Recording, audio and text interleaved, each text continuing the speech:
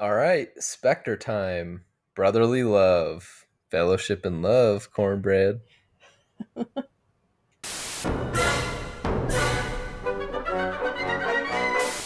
right, so we are into the fourth Bond movie of the Craig era, and it's fucking Spectre is what it is. And I'll be completely straight with you and overshare. I watched Skyfall in November of 2020 or shit 2012, 2012. In 2012, I watched Skyfall with two of my friends and loved it. Was very excited. Possibly three. Possibly three, potentially in Poway at night in November, and really liked it. Right, almost liked it as much as Casino Royale. I've always liked Quantum of Solace, just not as much as those other two. I feel that it's somewhat underrated. And then I went to Italy for 2 years. Didn't watch any movies. While I was in Sciacca, a city in Italy, but a city in Sicily. A Sicily in Sicily, Italy. Yep, a city in Sicily, Italy called Sciacca. I remember seeing they used to have this one big poster thing in the middle of town center, and they would show the upcoming movies, the big ones, right? I remember Ant-Man was displayed on that poster for a really long time, and I was like, oh, That came out on your mission? yeah. I was like, oh, interesting, and Civil War as well. Um, Really? and I saw those posters, and I was like, oh, okay. But then I saw Spectre, and it was James Bond wearing a white tuxedo, holding a silenced pistol. There was some like skull-faced in the background. Look up the poster. That. Mm, Yep. That was the poster this that looks badass. I know. Holy shit, this looks I know. badass. I saw this poster every day for I don't know, maybe a month. Let's see. Was there any details about who was in it? I guess it's not a full white tuxedo. It's a white jacket, white shirt with black pants.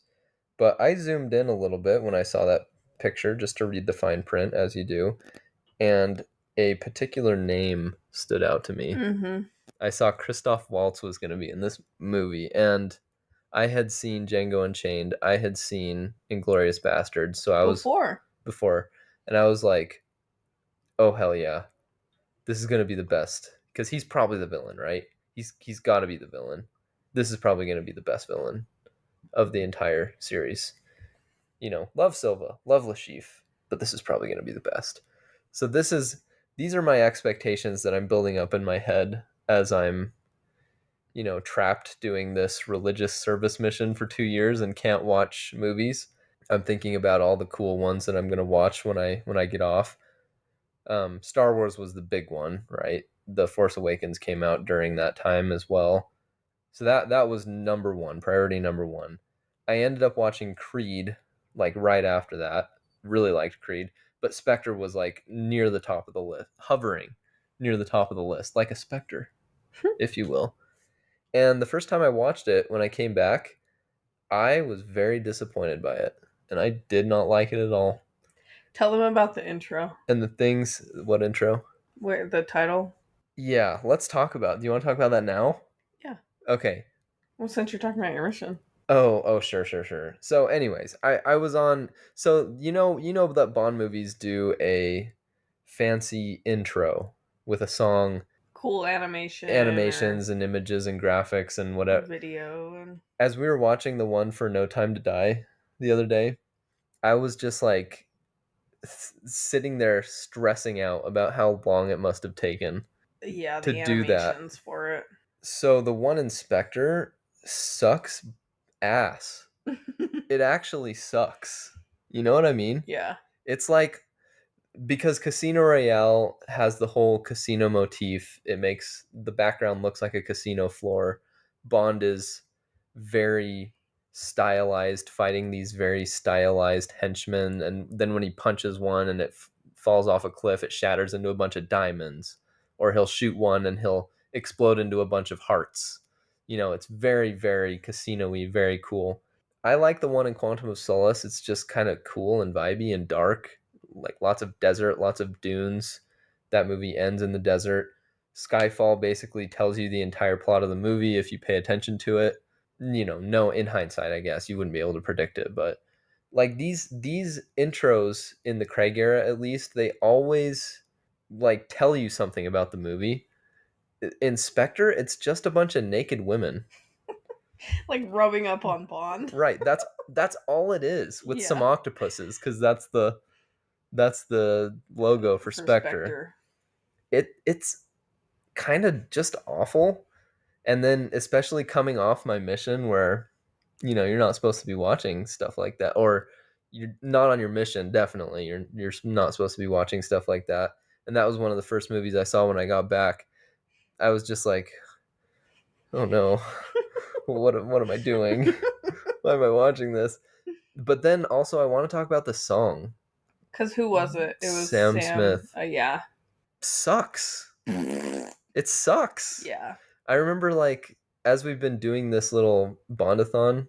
Bondathon. Yeah, you like that? Yeah. I remember being on the James Bond subreddit and hearing that Radiohead submitted a song for Spectre. And I think I listened to it. I don't really remember it. It didn't leave much of an impression. But I remember seeing comments about it, and the comments basically said, why did they not take Radiohead's song? Why did they go with that god-awful Sam Smith song? Like, everybody was hating on that Sam Smith song. And I was like... it's not good, and it's not a vibe. No. It doesn't even matter if it's good or not. It's not a vibe. But my point is, I was like, there's no way it's that bad. Sam Smith is a good singer, right? He's talented. So before watching the movie, there's you no read that? Right, yeah. This time, before watching it this time. I thought you were saying, okay. Not way back then, but this time. And I just remember, obviously I didn't remember the song from 2016 when I watched the movie, but I was like, there's no way it's that bad. It's probably just as good as the Jack White, Alicia Keys one from Quantum of Solace, which is passable, and it's kind of fun, and it's not horrible. This one is actually just bad. It's not good. Yeah. However, before the credit scene, the freaking intro scene in Mexico, I was hoping you would bring this up, is so cool. It's awesome. Because it starts out, it's Dia de los Muertos. Yeah, there's nothing like it here. LOL, there's nothing like it here. That's an inside joke. And, a big festival is going on. There's a parade, and it's following Bond and this woman. We don't know that it's Bond at first. Because he's wearing a mask. He's wearing a skull mask. Yeah, which is actually referencing El Dia de los Muertos. There's nothing like it here. LOL. And then he's wearing this suit that has a skeleton painted on it. Okay. Why is that such a vibe? It totally is. Like, you can't even see his, why does he look hot in this getup? I don't get it. You can't even see his face. You can't see his face. And he has a cane. And yes. And a top hat. Right. Yeah. But then, they go to a hotel room, and, they're going to get it on, like him Marvin and Gaye. This lady friend. And he hops out onto the balcony, and she's like, where are you going? He's like, I'll be right back. And then he's this is done all in one take, by the way, this entire opening. Good. It's so good. It zooms in on his target, I think, maybe. But anyways, it zooms in on Bond eventually and this woman from the front, and then it pans to the back, and you're following them, and they go into the hotel, it's still following them, all in one take. And then he goes onto the balcony, still in one take, is putting a gun together, a rifle, still in one take. He hops across a building, still in one take. Okay. Takes it. It's just so good. And we get it. It was in one take. It's just very competently done, very well done. And then it turns into a big action scene involving a helicopter. And a building falls over. Which apparently the helicopter thing, I need to research this a little more. I should have done this before, but I think it was mostly practical. Like they were in a hang on. That's what you told me when we were watching it. I'll look this up. Well, there's this funny part where the building is falling down and Bond keeps trying to grab onto stuff as this building is falling down. And the thing that he's holding on to breaks off. And he falls down and he just lands on a couch. Yeah, it's so funny. Oh, right. There's two scenes with helicopters in this movie. I know. So I found a Reddit thread that said helicopter inspector, and I didn't even read the rest of the title. I was like, this is what I need. And it said ending. We'll talk about that. Don't worry, guys. Okay, but I need to say that when we were watching this movie, And at the beginning, the helicopter scene happens. Braden was like, they did this all practically right. So just remember that I said this. Sure. Okay. Oh, that's why you said it at the end. Yeah. Oh. According to a behind-the-scenes video by Yahoo Movies, over 1,500 extras were recruited for the Mexico City scene. The final product resulted from knitting together 7 months of different shoots. What about the helicopter, though? Okay. So they did do a barrel roll with the helicopter. Oh my gosh. Actually. And they flew it upside down. That was real. Oh my gosh. The fight that they have, they're not really fighting in a helicopter, which makes total sense now that I'm saying that sentence out loud. That would be incredibly dangerous. The way that they did that, the fight scene performed by body doubles, not Daniel Craig, was shot just 30 feet above the crowd of extras, above the 1,500 extras, 30 feet above the extras, and at a hair-raising proximity to another helicopter not shown on screen. That was filming. The helicopter on which the camera was mounted to shoot the scene. The two machines were engaged in a swirling dance, with the second required to sense where the stunt pilot is going to fly. Maybe they did fight in a helicopter. It sounds like they maybe did. And the other helicopter was filming it. That scene has sort of a legendary reputation of just wow. Because, yeah. Tom Cruise could never. Nice, Micah. Nice. Real nice. Thanks. So, yeah, watching this the second time, almost 10 years later, 9 years later, I like this a lot more than I remember. This is my first time watching this one. Yeah. How'd you like it? It was good. Yeah. Okay. Yeah. How much are we going to talk about? Because, well, okay, so Spectre there's an Assassin's League. They're sort of like the Illuminati. They control the world in a sense, yeah. And Bond shows up at this secret meeting, and this guy shows up who sits at the head of the table, and he's backlit so you can't see his face. And he kind of talks a couple of times while his face is hidden. Uh-huh. And I was like... Who is that? Yeah, I was like, who is that guy? Wait, I think I know that voice. I was hoping you wouldn't figure it out until they revealed his face. Because I was like, she's going to be so excited when she finds out it's Dr. King Schultz. Yeah. Dun, dun, dun, dun. Yeah, and then they show his face, and I was like, I thought it was him. Yeah. It's exciting, isn't it? Yeah. He's such a good actor. That scene's pretty cool, though, right? Yeah, how he's talking, and then to the crowd, Schultz's, and hello, James. Been a long time. Yeah, I was like, oh, chills. Yeah, and then they have a car chase that's sort of uninspired, but it's kind of cool because it's in Rome, and I liked that it was in Rome, especially the first time I saw this. Weren't you sad that they destroyed that car, though? Bond's Aston Martin. Mm-hmm. Oh, I really like the humor in this movie. Yeah, when Q is like, oh, and here's this car that I lent you. I seem to remember to have told you to bring it back in one piece, not to have brought back one piece. And then he cracks himself up. Yeah. Yeah. That was funny. I just like that Bond and Q are clearly friends at this point, mm-hmm. and Bond gets put on probation basically because it was not sanctioned, him going to Mexico and kicking this guy out of a fucking helicopter and almost destroying the crowd of people with the helicopter. Mm-hmm. So, he gets suspended. M is upset. M, by the way, I don't think we mentioned this in the Skyfall review, but the mantle is taken over by Ralph Fiennes. Great pick. If they had to get rid of Judi Dench, Ralph Fiennes.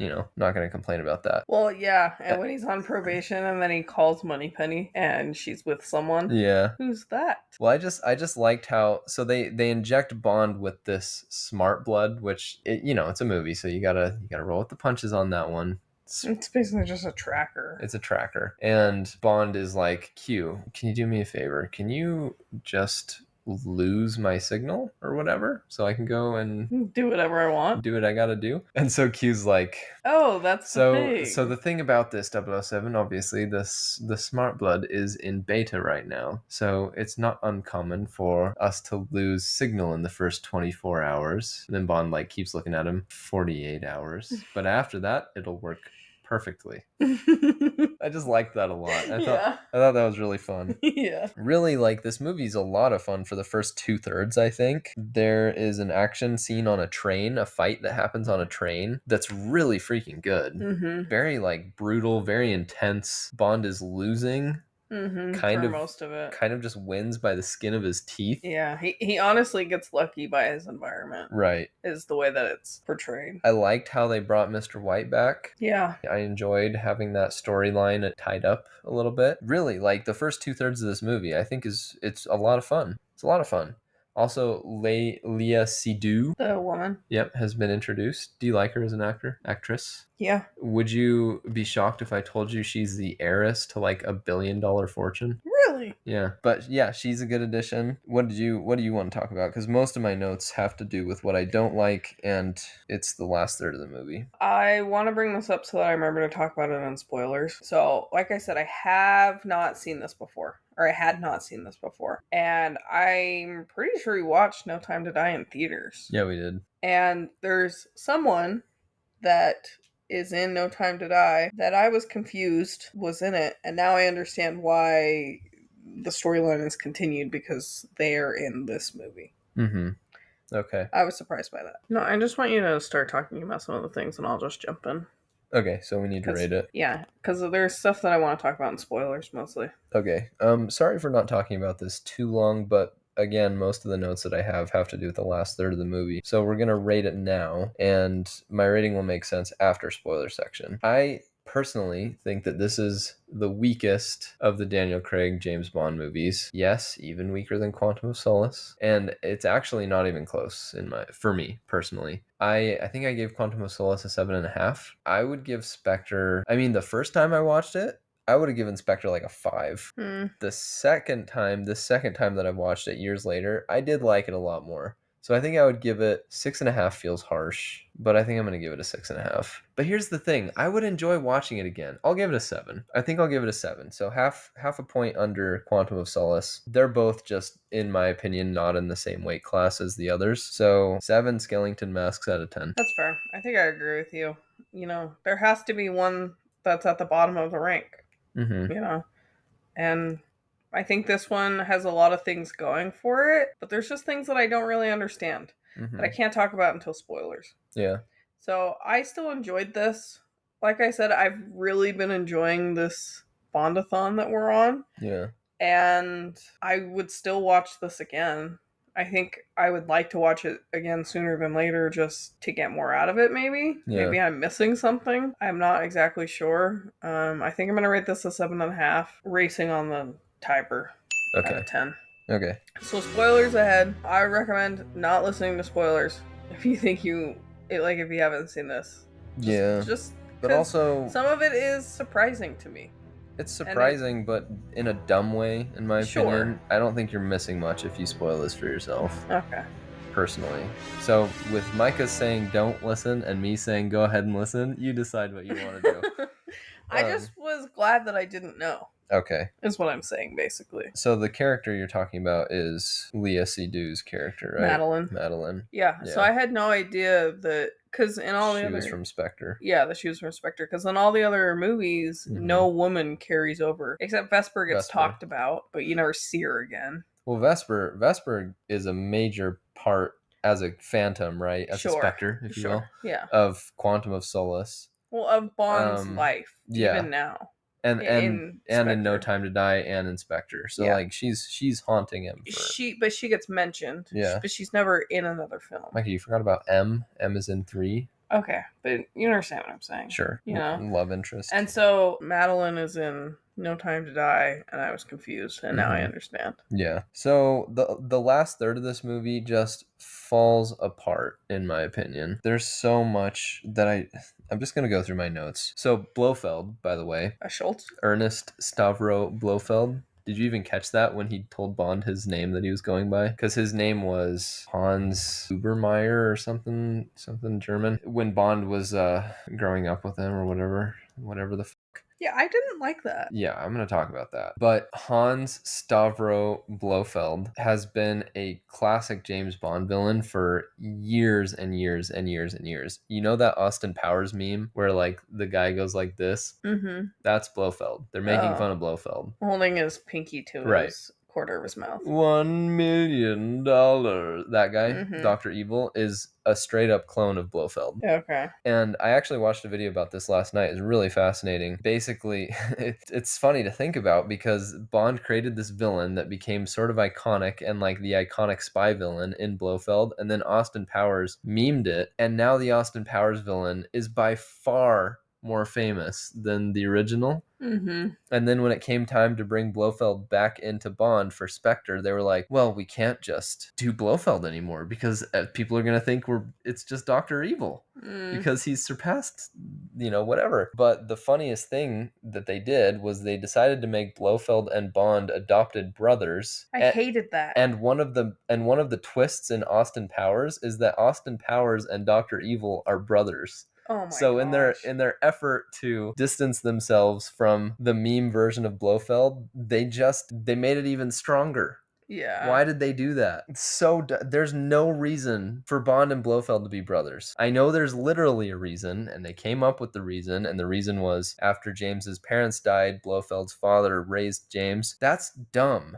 Because in Skyfall, they sort of made it seem like that Kincaid guy raised Bond. Yeah, the groundskeeper. Right. There was no need to do that. No need at all. So yeah, I have a problem with that. And I feel like it was never referenced. No. M never referenced it because it would be very traumatic to lose your parents, but then to have a second family and have them die. Yeah. Incredibly traumatic, and it's never referenced in any of the other movies. No. Him being an orphan is referenced. Right, but he was orphaned twice, basically. Yeah, stupid. I didn't like that. It just felt like some twist that they threw in.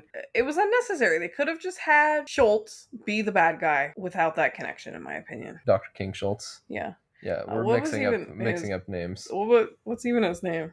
Blofeld. Oh, I don't like that. I'm just gonna call him Schultz. Did you like his kitty? His cat? Mm-hmm. He's a good cat. Yeah, pretty kitty. Yeah. Here's another thing that they just threw in for no reason other than, okay, let me give you a little bit more context. So Spectre was always Blofeld's organization back in the old Bond movies, but they got into a copyright dispute because I think Spectre came from Dr. No, if I'm not wrong, and the two people that wrote whatever movie Spectre and Blofeld came from, they split and they got mad at each other, and they ended up getting into a copyright dispute, and MGM lost the rights to use Spectre and Blofeld for a really, really long time. So when they did Quantum of Solace and the organization was Quantum, it was supposed to be Spectre, but they weren't allowed to do that at the time. So, tough titties. You missed that. That's just them's the breaks, I guess. But they decided for some hard reason to claim that Blofeld and Spectre was behind everything from Casino Royale up to Spectre. Le Chiffre, part of Spectre. Dominic Green, part of Quantum, which was actually part of Spectre. Silva, part of Spectre. All of them were working under Blofeld. And not only this, but Blofeld had been secretly engineering all of James Bond's pain. He was the one that made sure that Vesper died. He was the one that made sure that M died. He was the one that did X, Y, Z. I hate that. That's so stupid. Like, they're trying to retcon the ending of movies that are so much better than this one. And that really bothers me. Yeah, as you're going through this and saying that, I guess I didn't really, it didn't bother me during the movie. And I don't know that it really bothers me now. Really? I think it's dumb, but also, like we said, one of the movies has to be the worst. I just hate that they tried to do this. And because, Le Chiffre is compelling because he's an animal that's backed into a corner and he's really dangerous. Silva's compelling because he's got this personal connection with M that's actually handled really well as a personal connection. And not just shoehorned in at the end of the movie like it was in Spectre. And that works really well. And then to claim that Blofeld was actually behind both of those plot lines the whole time and he was the puppet master. So, all that shit I said making fun of Silva's plan, Blofeld was actually one level above that, orchestrating everything to make sure that everything happened the way that it was supposed to. Is that what he's claiming, or is he just claiming that they were a part of this organization? He's taking credit, because remember he said, I'm the author of all your pain or whatever.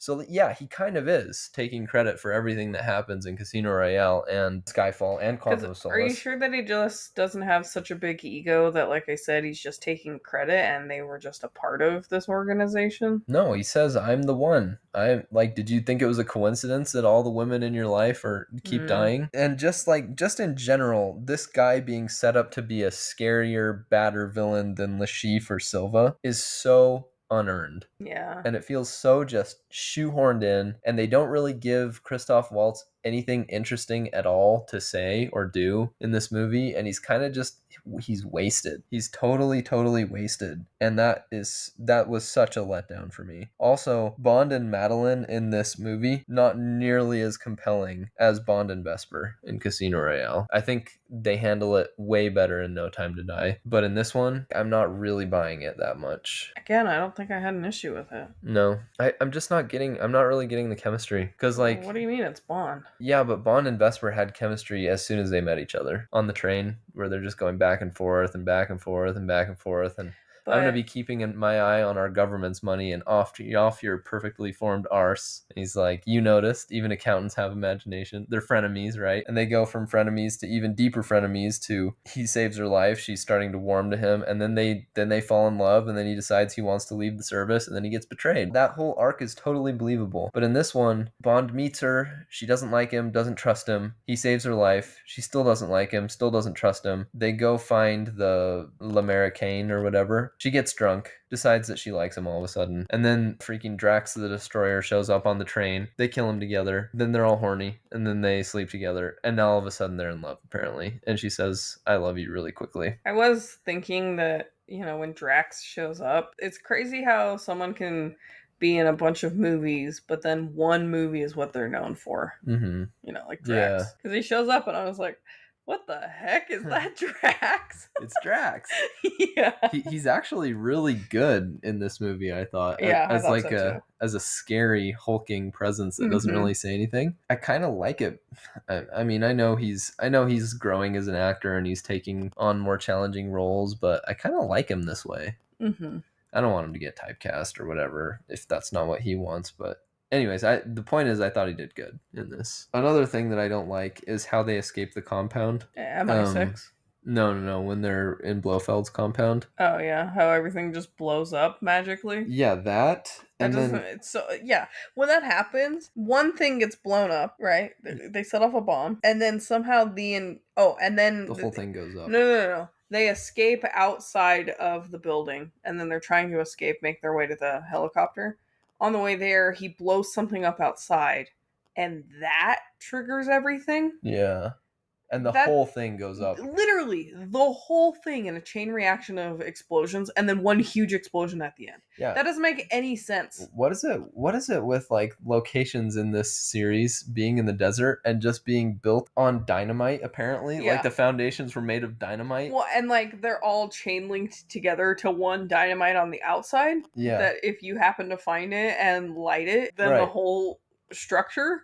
This is another reason to love Casino Royale and Skyfall, because when there's an explosion in Casino Royale, it's in Venice, and it's one of those air tanks that's holding the building up, and the whole building doesn't erupt in flames, it just starts to collapse and crumble. Sinking. And you're like, oh yeah, this looks really believable, but it looks really cool. And then in Skyfall, Bond rigs the whole thing. Silva sets the house on fire, Bond gets these combustible propane tanks, blows the shit out of the propane tanks. But with actual dynamite also. With dynamite, it blows chunks.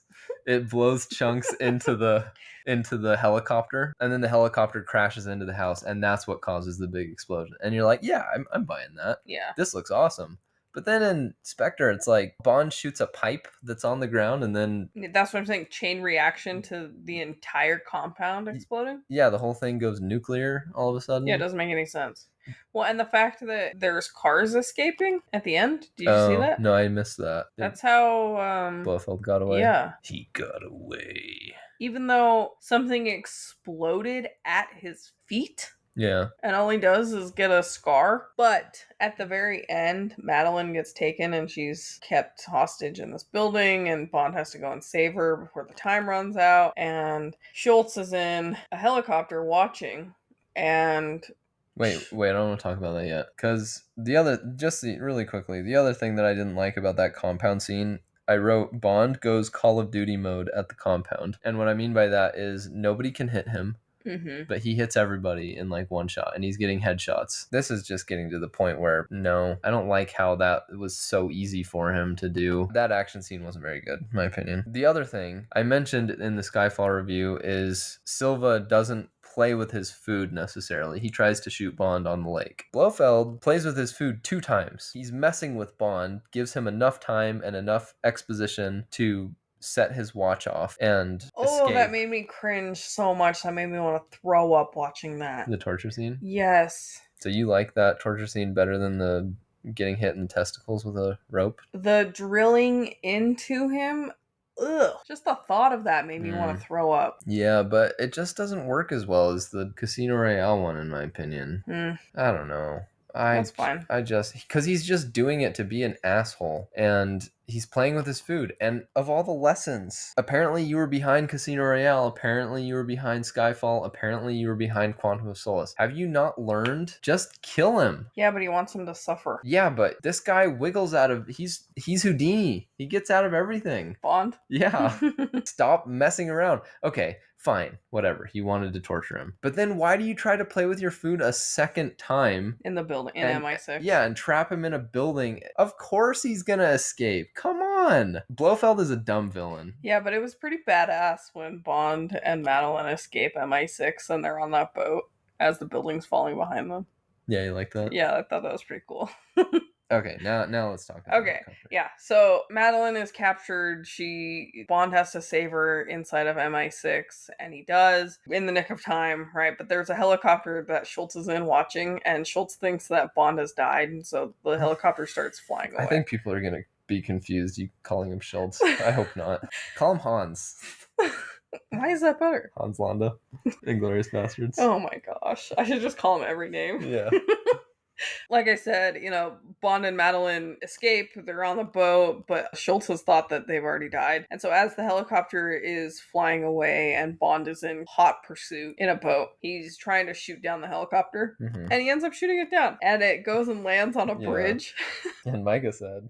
And during the movie, I was like, hey, Brayden, did you know? It's not even funny now that I've had to explain this whole thing, but I was like, Brayden, did you know that they really did that? They really shot down that helicopter and it landed on the bridge, and they totally impractical. There was no way that they really did that. But anyways, I just thought that I'd share that little joke. And that was a callback to when I told Micah in the Mexico scene, did you know that was real? Did you know they did that practically? So that's why it was funny. But let's quickly... So everybody just ha-ha. I'll give you time to ha-ha real fast. Okay, that's all they needed. That's all they needed. Funny. It wasn't that funny. Right. But remember, if you watch the Skyfall review, I mentioned, for foreshadowing purposes, that Bond takes a couple of pot shots at Silva's helicopter when they're standing on business in Skyfall in the estate, and it doesn't do anything, because why would it? You're shooting at an armored helicopter and you're not gonna be that accurate. The helicopter's moving around and you've got your little inaccurate gun. You're not gonna do anything to that helicopter. Maybe he learned something now. Fast forward to Spectre. Bond doesn't even have a rifle like he did in Skyfall. He has his regular old... It's just a handgun, Walther PPK, I think it is, or PPK. But it's just a handgun, isn't it? Yes, it's just a handgun. And he shoots down a helicopter that's not only that, he's on a speedboat. When it's easily 100 yards. Oh, it's way more than that. It's like a quarter of a mile almost, yeah. I feel like. And not only does he hit the helicopter, he hits it so perfectly. No, he hits it multiple times. Right on. Well, no, but the time that he hits it where it works, he hits like where the propellers are coming out, like the rotor. He hits it so perfectly right on that spot that it causes a critical error and the helicopter goes down. Okay. Well, it has to be legit. They did this practically. I know. It's amazing. What a shot, but he's on a speedboat. Yeah. And he's probably going over waves, little ripples and waves and bumps. And you think that there's waves on the Thames? Yes. There's gonna be little ripples. There's gonna be bumps. It's not a smooth ride. It's not like it would be hard enough to make that shot from a moving car, but a moving speedboat? Mm-hmm. No way. Well, they did it. Oh my gosh, you're right. So dumb. Snipes a helicopter. That was the last note. So yeah, this movie just goes off the rails in the last third, and I'm not a fan of it still to this day. Did you like the Q versus M fight though? Or sorry, not Q. C versus M. Yeah. Yeah, that's pretty good, right? Yeah, that was pretty good. I will say. And listen, I don't think it's okay to use this language. Missed opportunity. And you know what? I thought that when I got off my mission. When I watched that scene, I was like, Oh, he's gonna say that, isn't he? Oh, he didn't say that? Yeah. Okay. Well, let's look it up if you're even allowed to.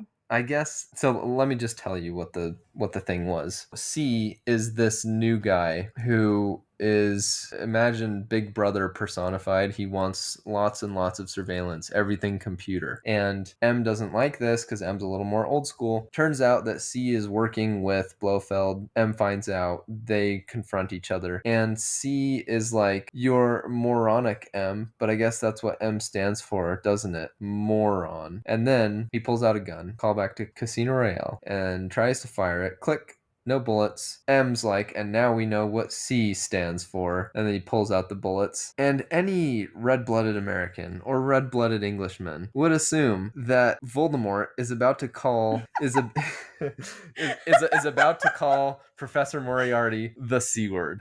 And he should. You're not allowed to in PG-13. Okay, I just looked it up. So that's why. Yeah. But also. But I guess that's why it was written in a way to make you think that they were gonna say it. Maybe they were always going with careless because that's what he calls them. He says C stands for careless. No, it doesn't. C stands for. Brayden, what the hell? Okay, I'm sorry. No, you're not. Otherwise, you wouldn't have done it. I thought it might be funny. It's gonna get bleeped anyways. Yeah, I know. But people will know that I said it. Oh my gosh. Anyway, that was the perfect opportunity to use the C word in a fun and funny way, but they can't. Apparently, it has to be PG-13. So I understand. I give them grace. Overall, this movie was a lot more fun than I remembered. It just sort of loses me in the last third, but there's more than enough to enjoy about it for me to go back and watch it again, I would say. Yeah. So yeah, that's our review. Next up. Did you just go through puberty? Exactly. No Time to Die. Now we know what P stands for. Puberty. Next up is N. What does N stand for? Oh my gosh, No Time to Die. There you go. And TB. What does TB stand for? The bear. But I feel like tuberculosis. I feel like we'll probably just have an episode of No Time to Die. Yeah. Jinx. All right. Thanks for tuning in. Bye.